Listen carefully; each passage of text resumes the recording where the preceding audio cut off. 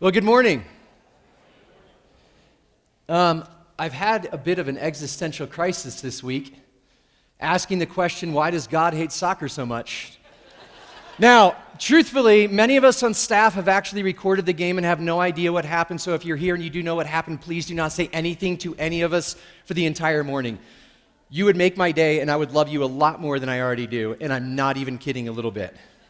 Some of you are like, I love that our pastor got up and the first thing he's talking about is soccer, the game that God created and loves.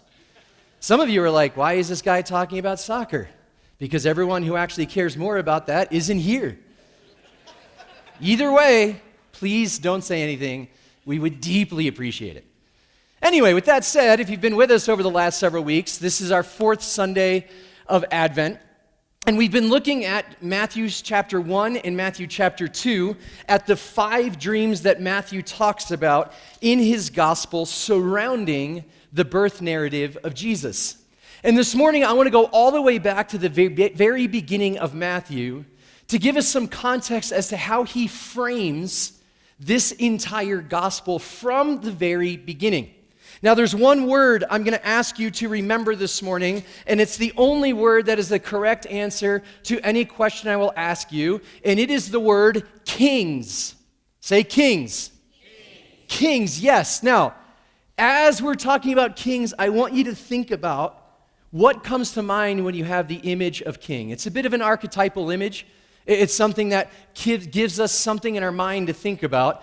But this is the word, this is the image that I want us to focus on together this morning. So with that said, Matthew 1, verse 1, he begins by saying this.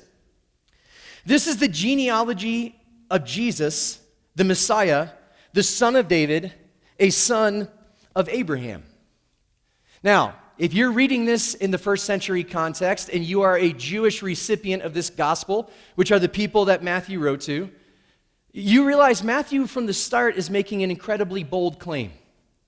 He's not being subtle at all. He's not even being a little subversive. He's making a bold claim right from the outset that Jesus is king.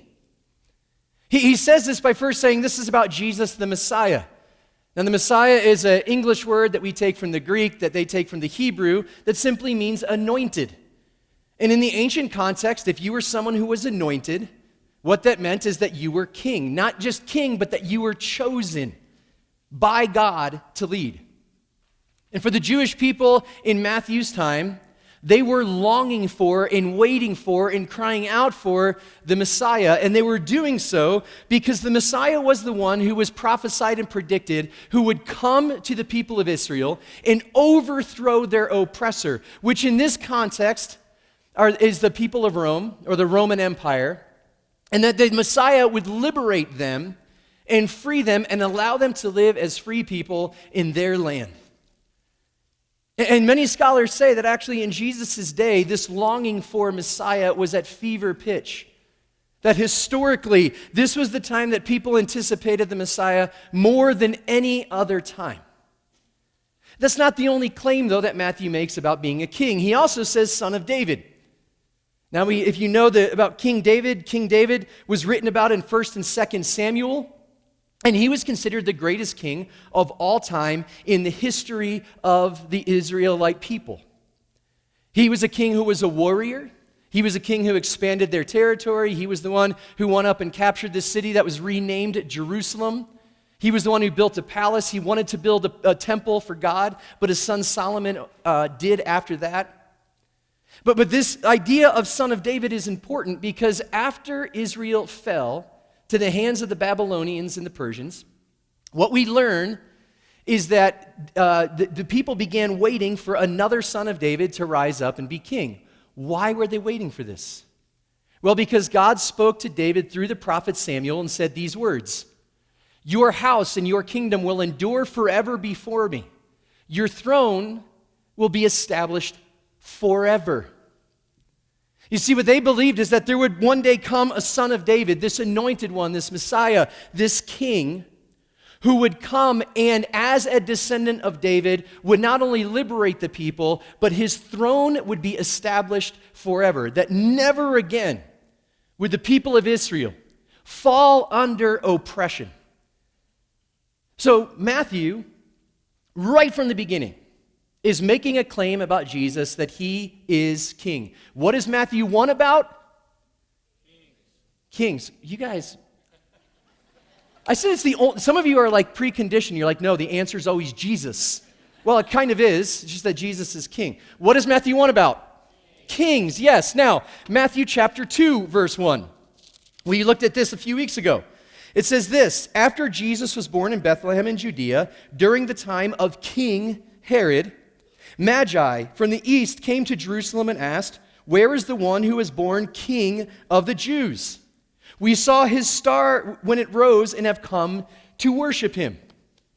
Now all of a sudden it's getting a little bit juicier. Because Herod, as we talked about a few weeks ago, really kind of bought the title King of the Jews through a lot of political maneuvering with Caesar Augustus and with the Senate and with Mark Antony. Now you have people in a massive entourage coming from the east showing up and saying, where is the King of the Jews? The one who's been born that, the Messiah, the Son of David, the one who will liberate his people. You see, what Matthew's doing in a very not so subtle way is he's framing Matthew chapter 1, Matthew chapter 2, in the entire birth narrative of Jesus and even the rest of his gospel around what it means to be king. So when I ask you, what is Matthew 1 and 2 about, you would say, King. Yes. What is the gospel of Matthew about? You would say, Kings. Exactly. So with this in mind, let's jump to the fourth and fifth dream. We'll read verses 19 through 23 in Matthew chapter 2. Today is part 1. Christmas Eve is part 2. That's just a little preview for inviting you to join us on Christmas Eve. It says this, after King Herod died, after King Herod, the one to whom the Magi came, after he died, an angel of the Lord appeared in a dream to Joseph in Egypt. And it said, get up, take the child and his mother, and go to the land of Israel, for those who were trying to take the child's life are dead. So he got up and took the child and his mother and went to the land of Israel. But when he heard that Archelaus was reigning in Judea in place of his father Herod, he was afraid to go there. Having been warned in a dream, he withdrew to the district of Galilee and went and lived in a town called Nazareth. So was fulfilled what was said through the prophets, that he would be called a Nazarene. Joseph receives the dream, and he hears Herod's dead. Great news. King Herod, as we talked about, was a madman. He was unstable. He was paranoid. He's dead. Go back to Israel. But here's the line that caught my attention. It says he goes back, and then he hears that Archelaus is reigning, and he's afraid. Archelaus being the new king. Archelaus being the son of Herod. And I began to wonder, why was Joseph scared? And so I began digging into the history of what was happening between the time of Herod's death to the time that Joseph and Mary and Jesus would have returned to Israel. And I was absolutely blown away. There is so much here. And so I got to thinking, well, how can we even tap into this and without skipping a stone across the surface this morning? And I thought, well, let's have a Christmas pageant. How many of you have ever been to a Christmas pageant? How many of you have ever been in a Christmas pageant? Many of you. The more I got thinking about it, I was like, this is actually, it's going to be very different than any Christmas pageant you've ever been to. Let me just say that. It's actually not really even a Christmas pageant. I promise, and I'm sorry. But what I do need is I need a bunch of volunteers who are okay being up here on the platform with me. So if that's you, what I need you to do is just raise your hand, and we're going to give you some parts and some props, and we're going to make this whole thing happen this morning. Did I call you? Oh, you're helping me. Okay. Yeah, you. Come on up. Yes, you. You're wearing a soccer jersey, so help me God you say anything about the World Cup. We're going to have you be, let's see here. Oh, these are all tangled up. Why don't you be Augustus? Caesar Augustus. You're going to stand over here. You live in Rome. We're going to have you right over here. We'll get you a script in a second, okay? Any other volunteers? I'll start picking you out. Yes, you there in the brown sweater. Nope, yep, you. That's, Okay, you are brother number one. This will all make sense, I promise. Just keep coming up. Yes, yes. You two right there, black hoodie and white t-shirt. Oh no. What's your name? Donna. Thank you for being up here. All right, we got a couple more brothers. Brother 2. We got brother 3. By the way, all the brothers need a sword, and Augustus needs a crown. Who wants to be brother 4? Yeah, right here. Okay, just start coming up. We have like 7 more people that we need. Right here. Thank you for raising your hand. Okay, you're brother 4. Brothers, you're going to go and stand here next to the guitar. You're Gratis, who's a general. Varus, yep, thank you.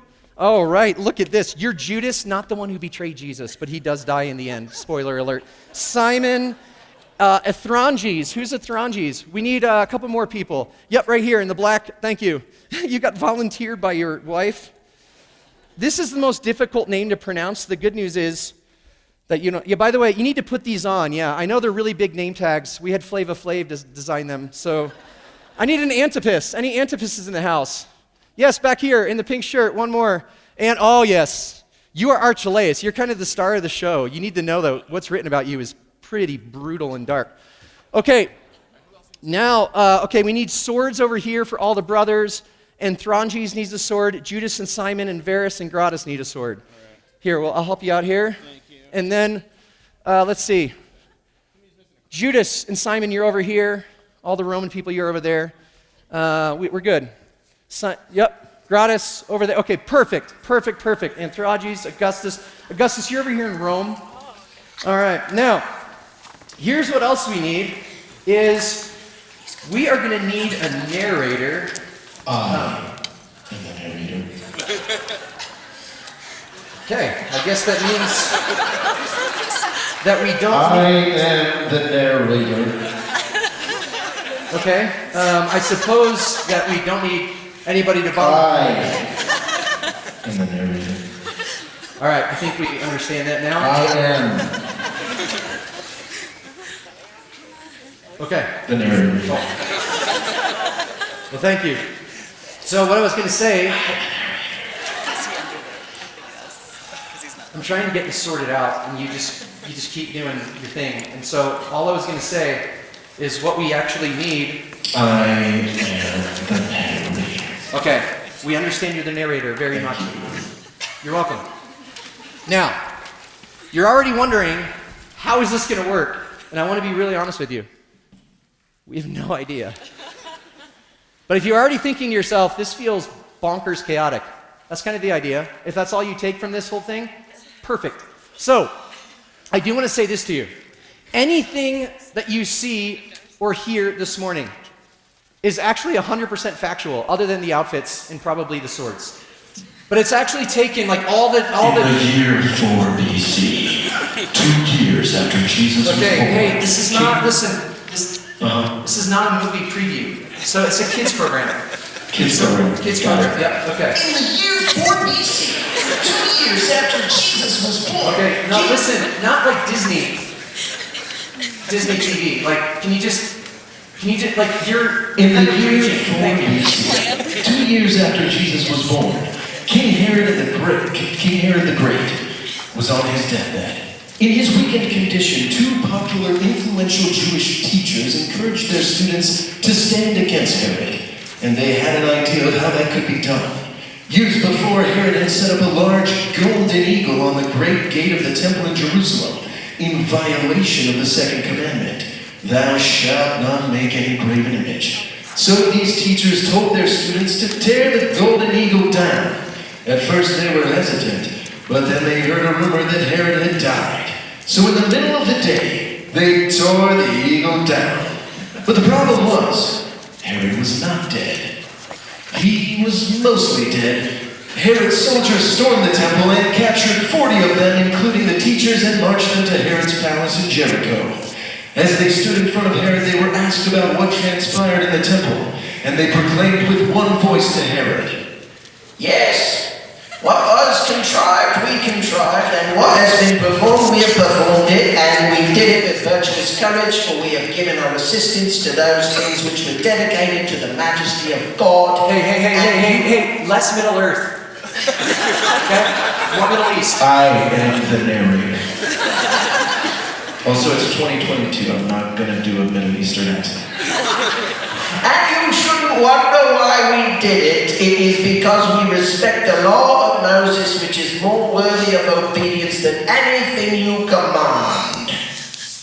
While Herod was too sick and weak to stand, his ruthlessness was on full strength. He sentenced them to an immediate death and had the 2 teachers and the 40 students burned alive for their actions. As if this was not bad enough, days before Herod died, he had one of his sons murdered and then betrayed his son Antipas.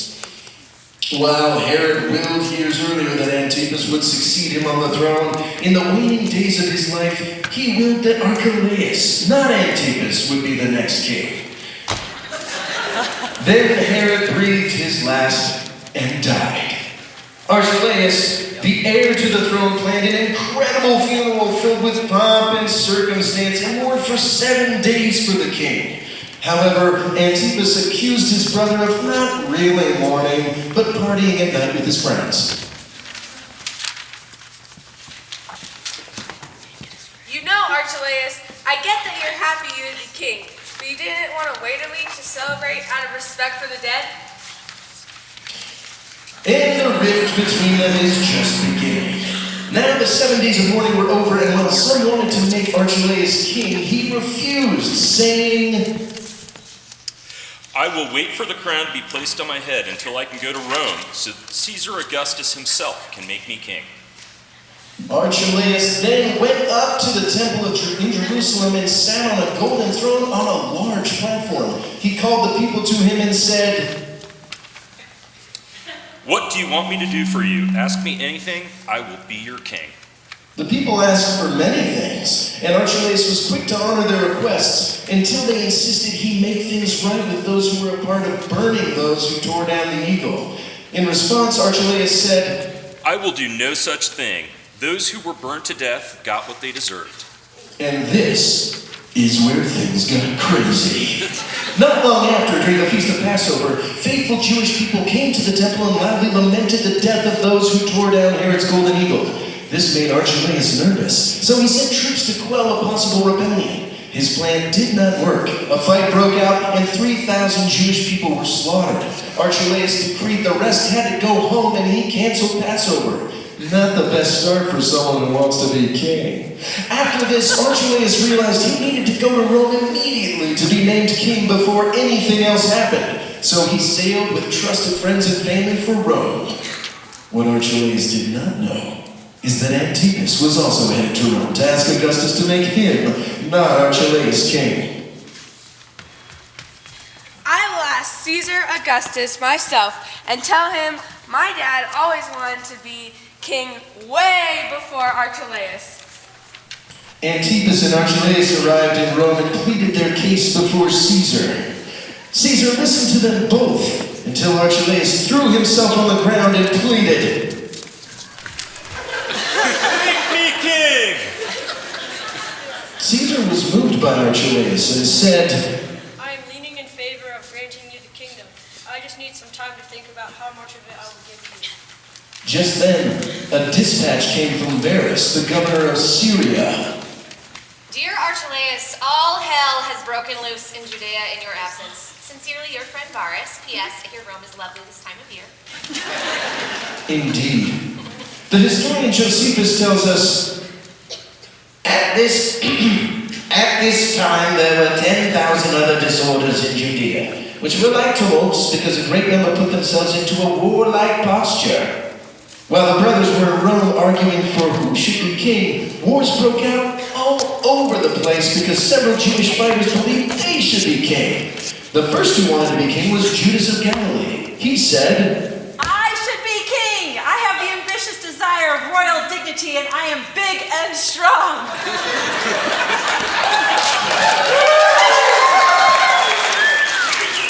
Judas raided a Roman city, stealing golden weapons and outfitting his troops for war. But Varus came, burned the city where Judas was, killed Judas with the sword, and he forced the rest of Judas' soldiers into slavery. And if that wasn't enough, Varus chased down everyone who opposed Archelaus, rounded up 2,000 rebels, and crucified them in one day. The second who wanted to be king was a former slave of King Herod named Simon. He said, I should be king because I am tall and very muscular and far superior to others. And I have a lot of things that I am responsible for. Everything is falling apart and we need someone to put it back together. I am more worthy than anyone else. Simon, after putting a crown on his head, went to Jericho, burned the royal palace, looted other royal buildings, and did the same around the country. But then the Roman general Gratus confronted Simon and his men. A long battle ensued. Simon ran, but he did not run fast enough because Gratus chased him and cut off his head.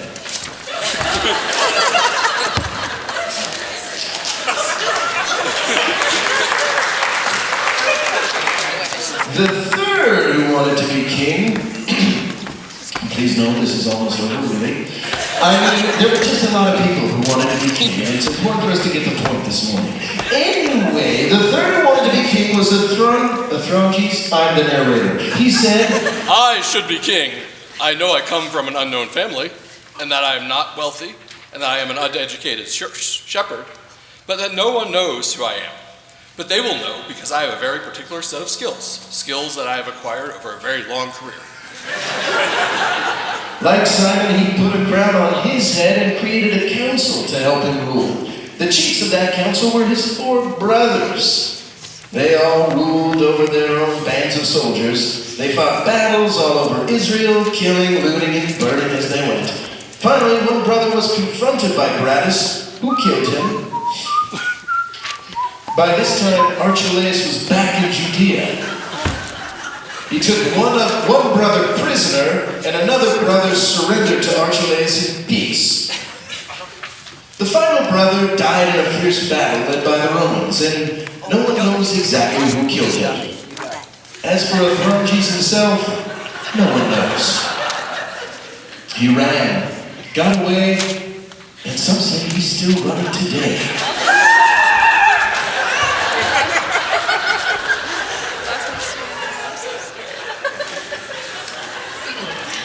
The number of wars, battles, and kings was so vast that Josephus stopped reporting on them because the list was too long. And I'd say that is a good thing because this has gone on long enough and I'm not sure it's even a pageant.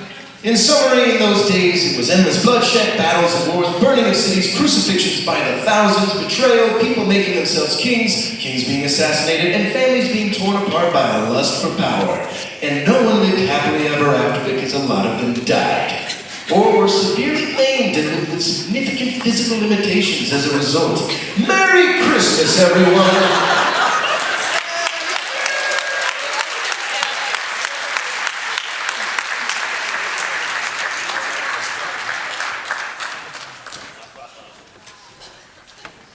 I know this will surprise some of you, but that went a lot better than I thought it would. Now, by the way, if you're here and you're like visiting your grandkids because they sang up here and you're like going out to brunch with your kids, just don't ask them questions about why they come here. All right? Did that feel a little chaotic? That feel a little bit hard to follow? A little confusing? Well, you're getting like just a little tiny taste of what it was like in the time that Herod died, in the time that they came back to Israel. Keep in mind, all of this that you just saw happened after Jesus was born. And the only 3 kings we hear anything about are Judas, Simon, and Thronges. But there were tons of others. The scholar William Farmer, in discussing this time frame in world history, says this: Josephus tells us in this period the Jews, without the leadership of a native king, were eagerly looking for men who could lead them in their revolutionary activity. And that as soon as they found one who showed promise of leadership, he was made a king immediately. Now, what is Matthew chapter 1 and chapter 2 about? Right, Messiah, son of David, king of the Jews, Herod, Archelaus. And he's describing all of that and narrating that in a time frame where this is the backdrop. This is what's going on in the world. That if you claimed to be king, you would bet that you would go to war, that people were killing for it and people were dying for it.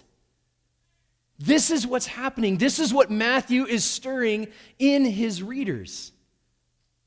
All of this intrigue. Now, with that in mind, do you realize why Joseph might have been a little bit afraid to go back home?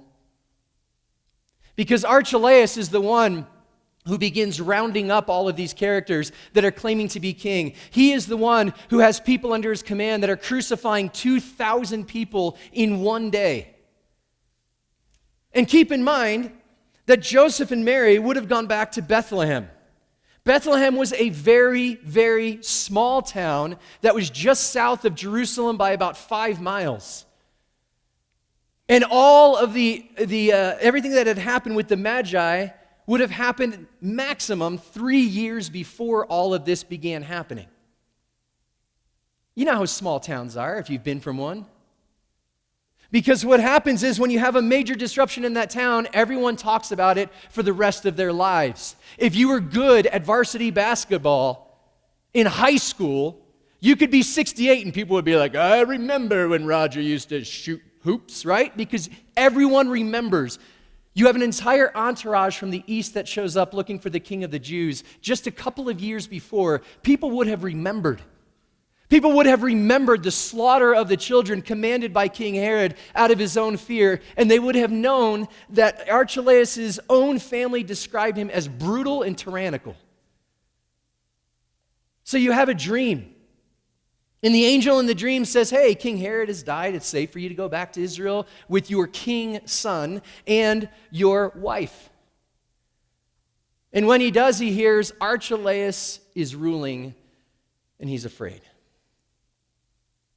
Now, I don't know about you, but I don't even think you have to be a parent to imagine the kind of fear that Joseph had. I remember more than 10 years ago dropping my first kid off at summer camp. And I had always heard parents be like, I remember the first time I dropped my kid off at camp. It was so hard, and we were worried and had this fear. Was he going to do okay? Was she going to be okay? And I would think to myself, you people are nuts. Like, you are like -1 kid for anywhere from 5 days to 7 days. You should be celebrating. Then I dropped my first kid off at camp. And I remember watching him and his friends walk away with their counselor, and I was like, I'm never going to see him again. And there was this fear, this anxiety, and like all this stuff welling up inside me. I remember calling my parents, and I'm the youngest of 6, and I was like, hey, did you feel that way when you dropped me off at camp? They were like, no, because you were the youngest of 6, and by that time, we regretted all 6 decisions. Like, all right, can you send me a check for therapy, you know? Could you imagine going back to a place where there's a brutal dictator who just a couple of years before, his dad slaughtered young kids out of his own paranoia about being king, who now was on a war path, crucifying and slaughtering anyone who claimed to be king? This is the world in Jesus' day in Jerusalem, in Bethlehem, and its surrounding areas. A world stained by blood, a world corrupted by a lust for power, a world that was backward and violent and unstable.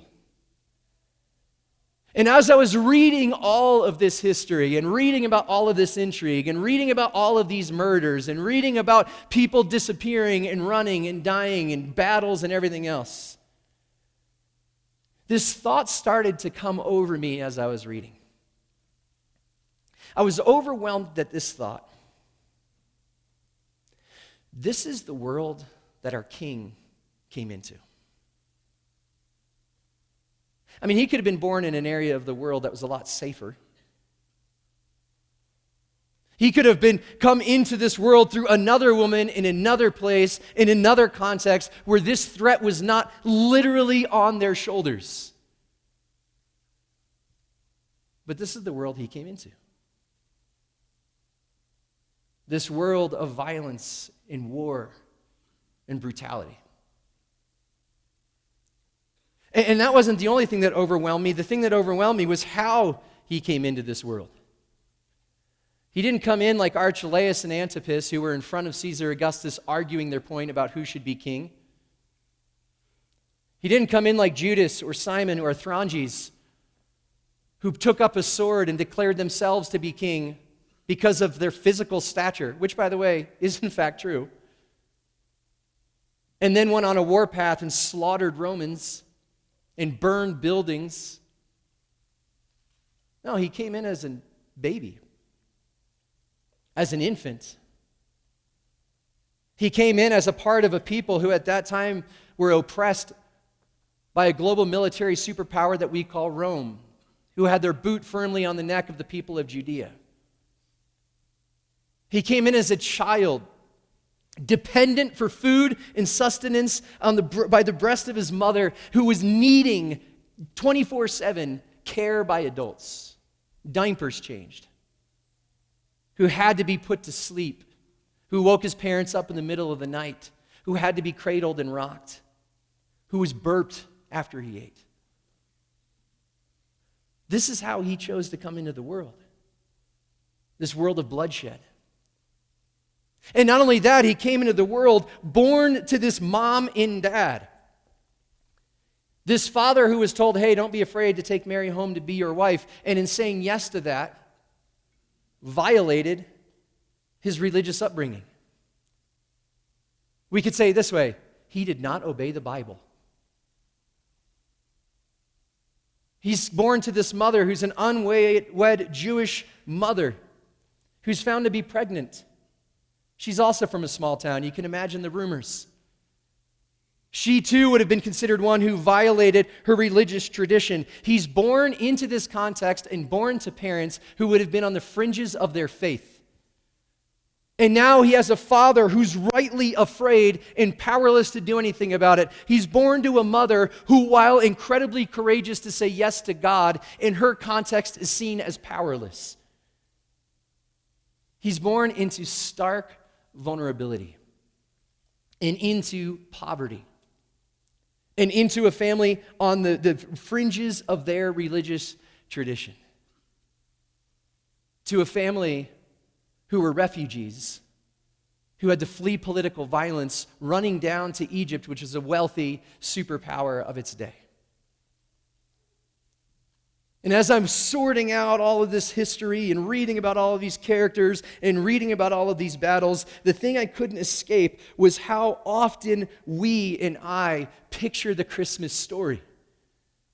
How we're almost trained to think about it. It's more like Norman Rockwell-ish, isn't it? It's just like this.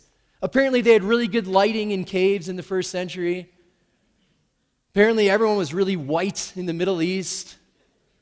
Mary is like perfectly clean. She doesn't even look like she's gone through anything. And I look at this and think, like, this is kind of nice. It can kind of make us feel good about the story. By the way, who's the woman to the right of Joseph? I'm asking, I have no idea. And I actually didn't even see that earlier, but apparently she's there. Some of you might know. But this is how we often look at it, isn't it? I mean, think about the nativity scenes in your home. But as I read this story about this couple who was fearful, who was fleeing political violence, who gave birth to a ruler that was a threat to the rulers that were there in the midst of war, in the midst of violence, in the midst of chaos, what I began to realize is when Jesus and Joseph and Mary came back went to Egypt as political refugees and were lost and fearful, Christmas started to look a lot more like this.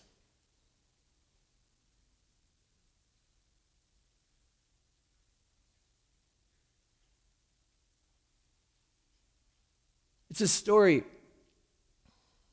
about a king. I asked you at the very beginning, what do you think of, or what image comes to mind when you hear the word king? Did it look anything like that? You see, maybe we like the picture that I showed before this one, because sometimes dealing with the reality of what this picture is telling us can be difficult. Unless you're someone here this morning who really is dealing with, struggling with in the midst of fear. Unless you're someone here this morning who feels deeply vulnerable, someone who feels like in some ways you're running for your life, someone who's confused, someone who feels like you're in the midst of chaos and nothing is going to make it better. You see, in all of the reading, in all of the context, in all of the history, what I was overwhelmed with was not just that God came into the midst of the chaos, but in a way that I cannot explain to you this morning, even if I had all the time in the world. That even in the midst of our fear, in our anger, in our hate, in our division, in our violence, that somehow when God comes to the midst of that as a vulnerable child, it insists to all of us that there is hope. That there is Emmanuel. That God is with us. Let's pray together.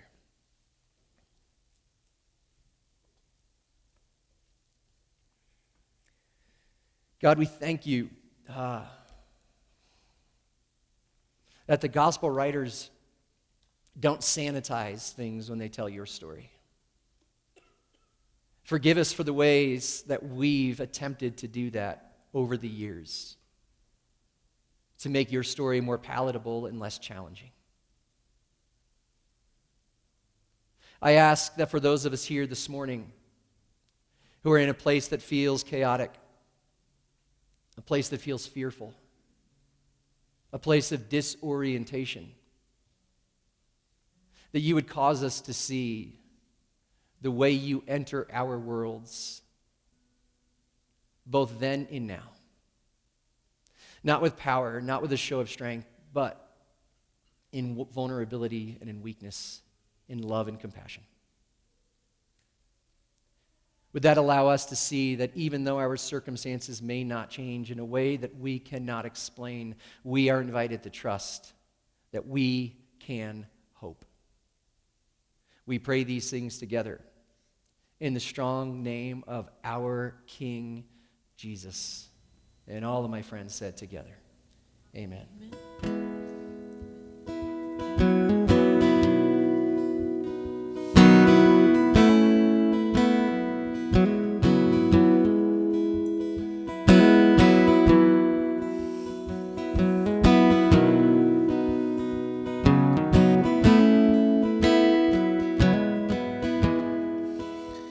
Come thou fount of every blessing, tune my heart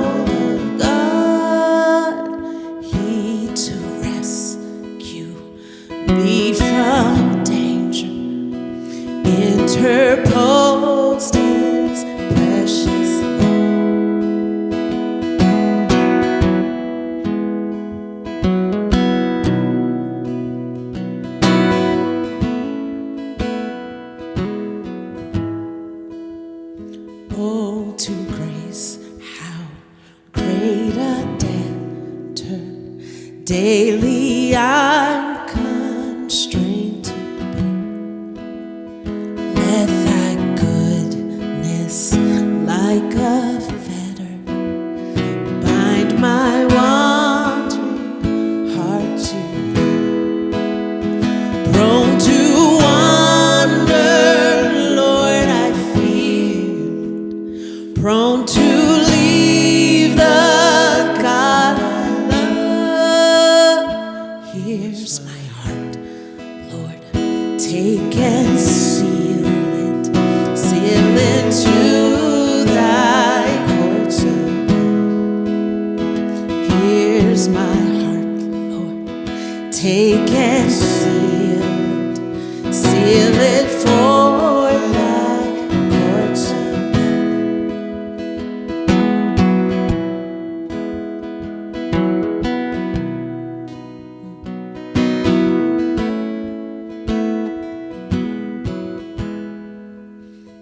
Come, thou fount of every blessing, to my heart to sing thy grace. Streams of mercy never cease. Call for songs of loudest. Teach me some melodious song, sung by flaming tongues above. Praise the mountain.